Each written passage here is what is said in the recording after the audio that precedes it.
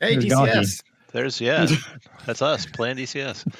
I'd like to Nerds. know what he's flying and what he's chasing, but anyway. So would He's he. in a T6. That's close so would trail. he. He's doing Is it? close Okay, trail. so it's formation, not combat. That's not DCS, though. The headline is Undergraduate Pilot Training 2.5 is now just UPT after being fully implemented. There's details on an interview with Major General Clark Quinn, who took on the job several months ago, overseeing everything from UPT to other types of training, including SEER. And he addresses some concerns about the pace of training. There's apparently been some criticism that people are going into advanced levels of flying too quickly, getting wings on the T6s and then moving more quickly than they would have otherwise. But he's not concerned about it. He said that they've added a lot of simulation and VR flying, and he identifies it as being better than sitting in a chair with cardboard taped to the wall. I'm not disagreeing that it's better than cardboard taped to a wall. There's a part in here. Go down. There's a whole thing about IFF being replaced. Oh, I missed that. There it is, right Like there. the squawk? UPT isn't the only thing that has Phase been two. changed. Scroll up. The 19th Air Force introduced a new fighter. Oh, now you scrolled up too much. This is the worst. We're in a PIO of scrolling right there. Above the picture or below the picture? Below the picture. Combining the T-38 undergraduate training and introduction to fighter fundamentals. It's the FBF. I'll tell you, it's really just taking two different syllabus. Would it be syllabi? And connecting them together. It's not a huge refinement. It's not a huge leap to technology. It's too soon to draw any conclusions from the new FBF course. To an extent, the same true for UPT. I would say to get a full assessment, probably 5 years. Of course, we can make immediate changes. I'm not saying we're going to wait 5 years for an adjustment, but hey, it's a syllabus we'll touch on again. So that was probably the biggest takeaway. Although, Gonky, what do you think about giving somebody a wing? That's what the Navy does, right? They give them wings. T-45s. Depends on what you're doing, right? So if you're a jet guy, you get it at the end of phase 2, T-45s. You always get it at the very end of your training before you go to your fleet aircraft. Okay. So I see what he's saying, right? It's if you're flying more and you're using this more to chair fly, okay. Mm-hmm. Not that I did a whole lot of chair flying. I mean, I did. What chair? I would run through stuff in my noggin, but I never sat and pretended like I was, that stuff. I never did that because, Until now, when you play DCS, and then that's with VR goggles. Your eyes are wide open. So I never did that, but I did think about it a lot. And I went to the UTDs, so it's trainers with no visuals, so like part task trainers and touch switches. Mm-hmm. So that's to me, the thing is you need a cockpit that you can I can do a blind cockpit sweep. I know where every switch is. I know what it looks like. VR, as you know, doesn't give you that impending sense of doom. Like even a full, closed sim will give you, because you don't feel like you're actually sitting in a cockpit unless it's like 100% replication of I reach here. Like if you ever have to grab a mouse to click something, your immersions are gone. Yep. So yes, it's an aid. It's obviously helpful, but is it a replacement for being in a jet? Absolutely not. What they said about IFF, I love it. So as you may not know, because you guys are Navy guys and you're giving me a blank stare, when you finish, so in UPT, right, in undergraduate pilot training, you go to T-38s. And the syllabus is almost a carbon copy, or it used to be, of T6s. So you do all the same stuff: contact, instruments, low level, formation, advanced aerobatics, all that stuff, except you're doing it in the T-38 now. And then you would graduate. Are you okay, Wombat? Mm-hmm. Okay. I'm listening. It looked like something happened. It looked like I'm listening. But so you graduate, you got your wings, and then, 6 to 9 weeks later, you show up at your IFF squadron. Back in my day, I went to Randolph. Some people go to the same base that they're at because it was a separate squadron. And the whole point of IFF was to prepare you to become a fighter pilot. It's Intro to Fighter Fundamentals. Are you winged? Yes. Okay. You're a winged aviator at this point.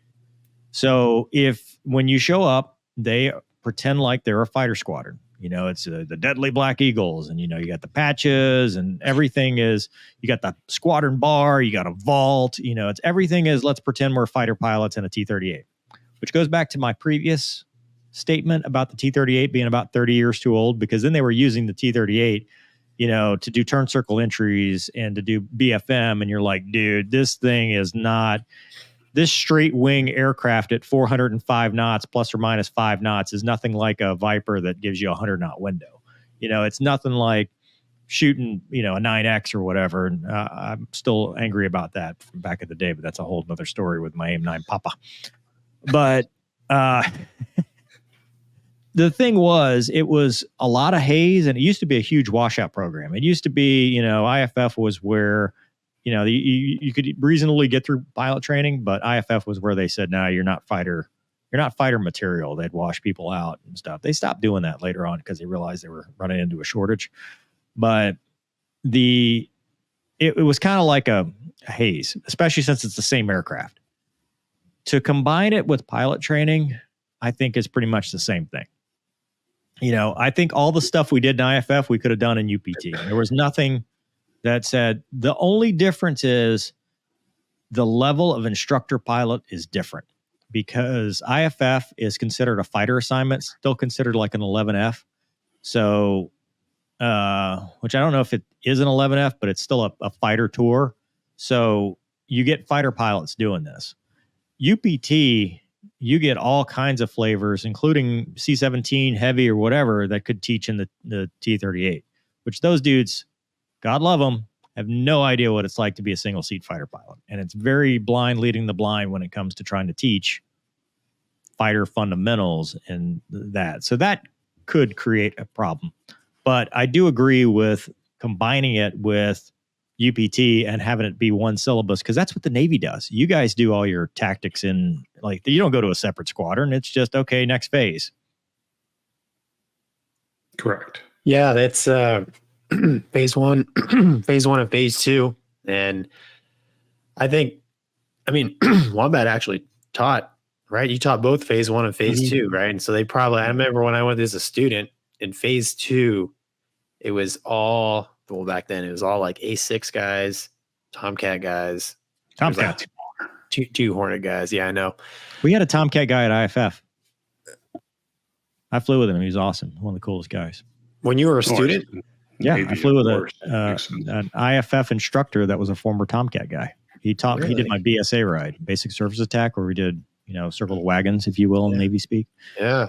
He was really cool, really laid back. One of the cooler guys to fly with, because you get a lot of Eagle dudes that want to go to do IFF, and oh my God. Anyway, continue. Yeah, it's just, I think it would be kind of weird to get your wings and then still go to another squadron to fly the same airplane in a haze fest, basically. I mean, in my mind, when you get wings, it's like, see ya. Well, you've earned respect, right? It's like, I am a winged aviator. Treat me as, I get it. I don't have the experience, but like, at least for me, when I got to the RAG as a Hornet guy, it was, it was definitely better. They treated me like, I got to get this guy ready because he might go to my old squadron and I want him to be good. Vice, in the training command, it was a lot more, let's see if, he can actually do this. Right. So I think it's good. Like you said, Mover, I don't see any reason. I thought IFF was kind of a bad idea when I first heard about it. It depends on, I think a lot of it depends on who, what, when.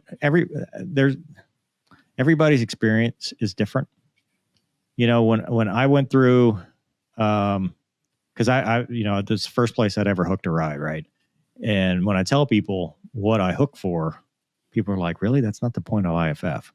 So, and hook is an unsat where you fail the ride. And because, like, in theory, IFF is supposed to just get you that fighter mentality, right? So how do we set up offensive sets, where we line abreast, 1.5 miles, get your parameters, just get a basic. We're not expecting you to employ the jet. And the big picture instructors were like that. Some, were like, oh my, let's, it's great sortie. And then you go to the debrief and they're like, oh yeah, well, the weapon system of the T-38, you didn't properly employ it. And it's like, dude, come on, doesn't man. exist. Yeah. This thing is all magic bullets. Who cares? So there was that piece to it. And it just depended on where you were. And I think in the olden days, it was even worse because that was how they, that was the last chance that they had to screen somebody out who wasn't single seat ready, because that's what you're going to go to, a single seat mentality. And so I think when the risk, going back to this, right? So I agree with it in some ways, but the risk now, which they've already been doing, so I guess it's not, is when you don't have a way to screen people and you're just pushing everybody through, now the assumption of risk then goes to the basic course, the RTU, the F-16 schoolhouse, the F-22 schoolhouse, or whatever. And so now you're saying, okay, rubber stamp, rubber stamp, rubber stamp. Okay, now he's in an F-16. And now instead of a T-38, he's flying a Viper with live ordnance. He's flying a Viper with 20 Mike. So I do see a big risk. And even then, now the B course is like, hey, we got a production problem, because everybody's having these production problems. It's not just UPT, it's the B courses, whatever. So then they go, okay, well, we'll just push them off to the mission qualification training. Then you get mishaps where it's the dude's first time tanking at night and he's doing a seed mission. And now it's like they're overwhelmed because, like I talked about before, you get these pipeline problems, and it's the butterfly effect. One little thing ripples through the whole thing. And what is the end result? The end result is not, oh, we've got fighter pilots that are sitting on their asses being public affairs officers. It's, we just crashed jets in for perfectly good airplanes. We crashed jets that shouldn't have been crashed. That's where we run into problems when we try to push people through instead of properly giving them the opportunity to learn. And if they regress, okay, but the rubber stamp is the problem. Well, it's good they realize, at least at UPT, they have a problem. Because, this 2.5, they're trying to fix the problem, right? They got roasted. I think it's General Ellis or something. When this first came out, all the meme pages totally roasted this dude, and he went after all of them. Yeah. He went at, he was not a, views are my own, all that stuff, but he was not somebody that took criticism lightly. And there was a little bit of a backlash both ways where, the experienced fighter pilots or trainer pilots or whatever said, hey, this is a bad idea. And how do we express that through memes?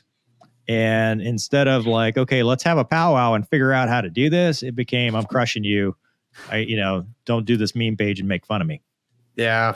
At the end of the day, I'm sorry, there's no replacement for real flying. No, not at all.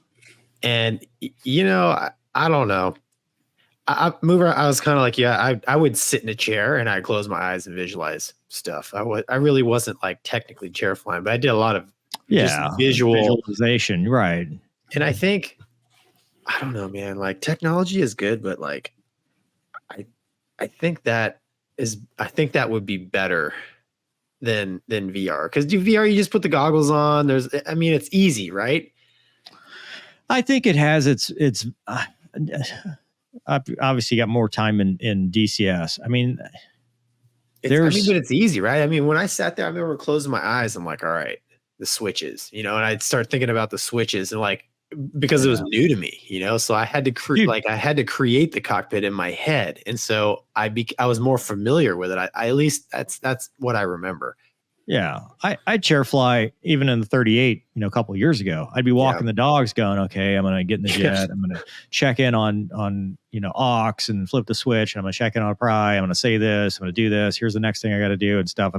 Dude, that's why UPT, I barely slept, because my mind, I'd lay down and I'd be like, okay, what am I going through this sortie?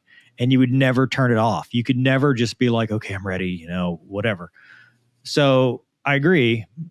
Everything helps to me. If you can get a little bit more if it's not in lieu of, I'm all for it. It's when you start replacing valuable seat time. And in some cases that may be only, all you have. What I worry about is it's not a 1-for-1 now, but what happens when budgets start getting cut and cut and cut, and they're like, well, we have this UPT 2.5 thing, and guess what? The VR, it's only 6% less flying, but here we go.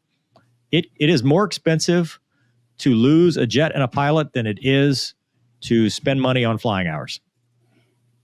Yep. For all the money. Because you can't put a price on a life.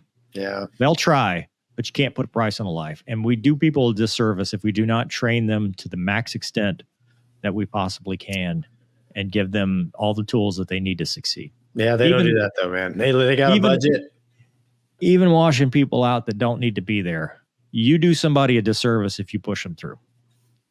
At Wombat, I mean, you and I have talked about this, and at every level, doesn't matter what you're doing.